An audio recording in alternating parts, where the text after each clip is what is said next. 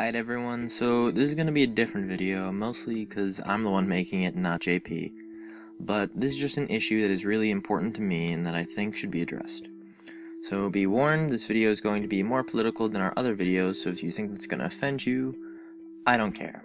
Because this is important information and it's stuff that I think everyone should hear. So, if you're an American, you've probably been following the upcoming presidential election pretty closely, right? Well, everyone is pretty resigned to the fact that the next president is going to be either Hillary Clinton or Donald Trump. Now, if you're an avid supporter of one of these candidates, this is probably a really good thing for you, and I'm happy for you. But for a large number of Americans, this election is probably the worst election in recent memory. They don't like either of the major party candidates.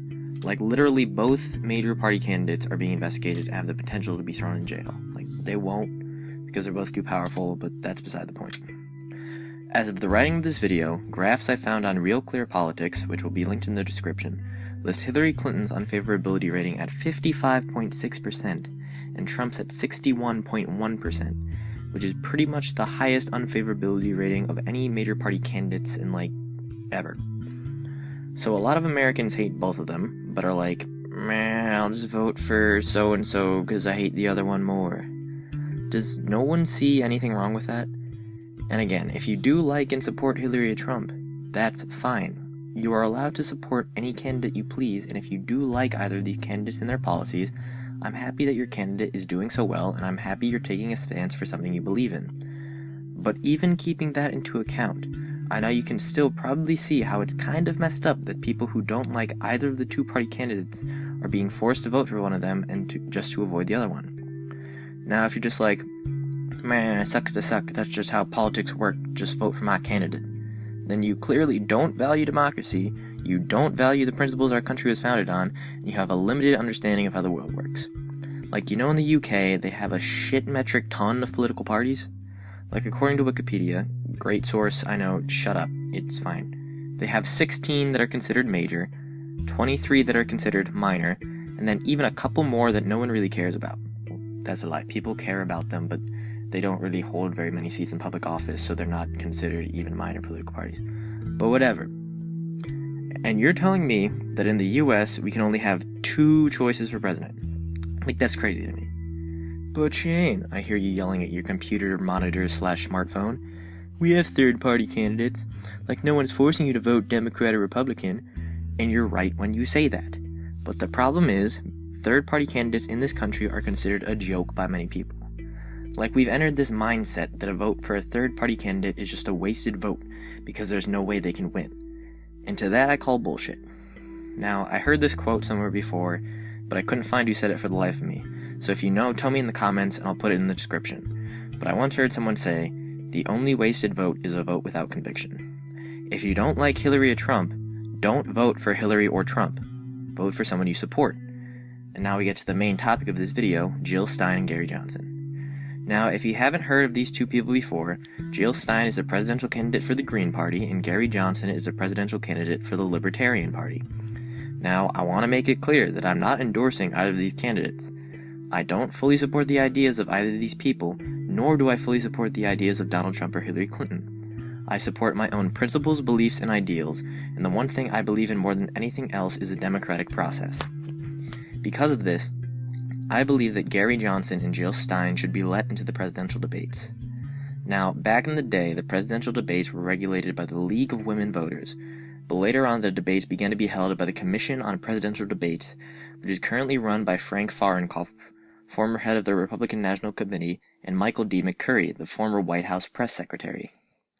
Now, back in the day, there were no rules about third-party candidates because everyone had the mindset that third-party candidates just straight up couldn't win. But then in 1992, Ross Perot came along and just messed up the whole system. So he freaked out the Democrats and Republicans, so they just came together and declared, and I think 2000, yeah, somewhere around there, that you had to have at minimum 15% support from the public in order to participate in the debates. Now, at first glance, that sounds pretty reasonable, right? Like, you don't want mock candidates like Vermin Supreme or D's Nuts, and I don't get comments like, Vermin Supreme is a real candidate. Like, just, no, he's doing it as a joke, come on. But mock candidates like those, you don't want them being legally allowed to participate in the debates. It's gonna make everything not serious. It's gonna just make the system a joke. But upon closer inspection of this 15% rule, it just all falls apart.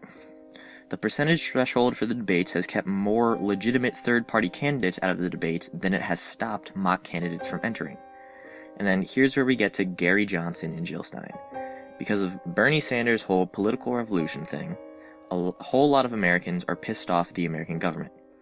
As such, very many American citizens have decided to vote third party.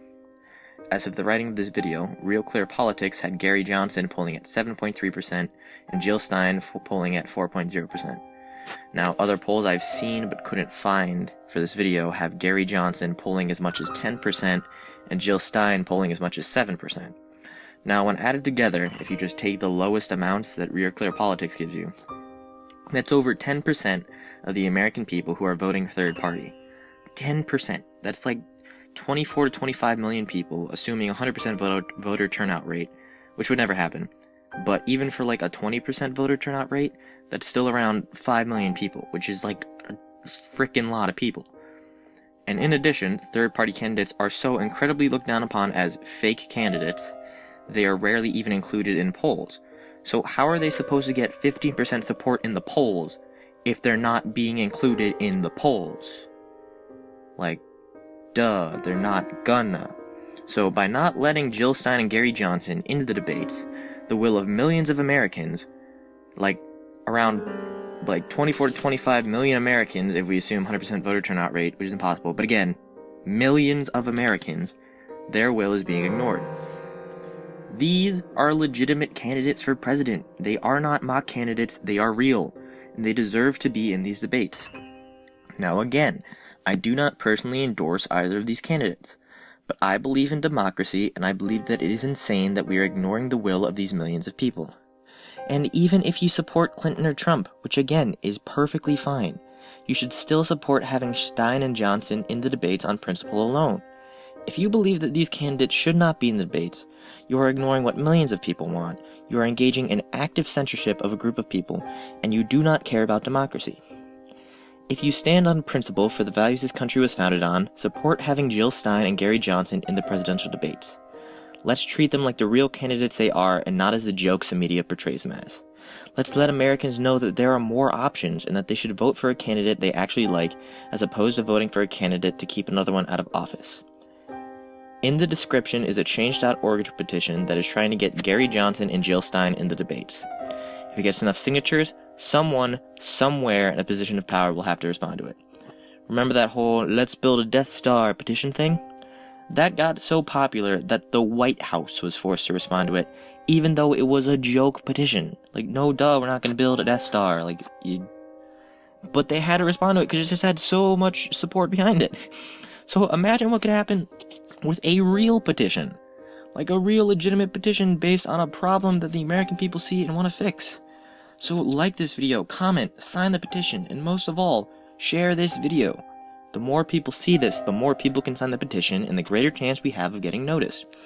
And no, before you pricks in the comments say, this is a stunt to get views or whatever, I don't even think our channel is monetized yet, because I was too lazy to figure out how, and we're taking a break from podcasts for a bit, so I don't know what extra exposure would do, except try to get us to make more videos, which we honestly don't really want to do right now. We're taking a break, so I'm just doing this because it's something I really care about.